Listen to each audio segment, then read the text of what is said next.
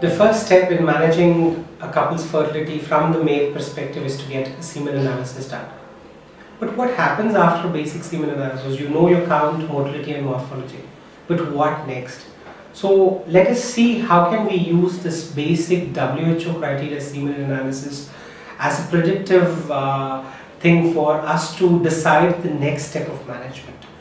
Ideally speaking, there probably we could divide the different ways of conception as like the natural effect or the natural conception, ovulation, induction and timed intercourse, IUI or intrauterine insemination, and finally the IVF-ICSI process, which is the test tube baby procedure.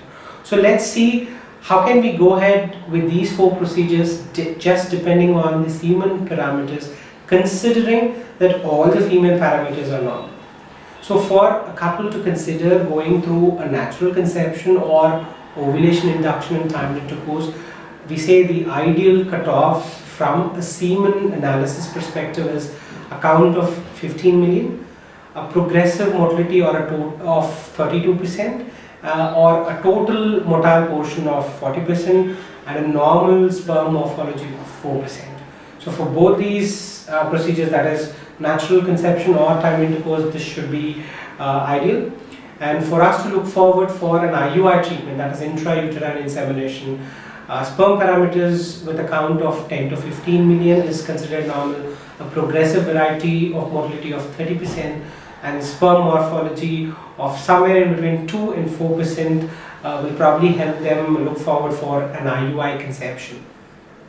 Anything less than this, that is a count of less than 10 millions, or a motility of progressive kind of less than 30%, or a morphology anything less than 2%, I think the option probably is IVF, but a lot of other parameters have to be looked in before we take the final call.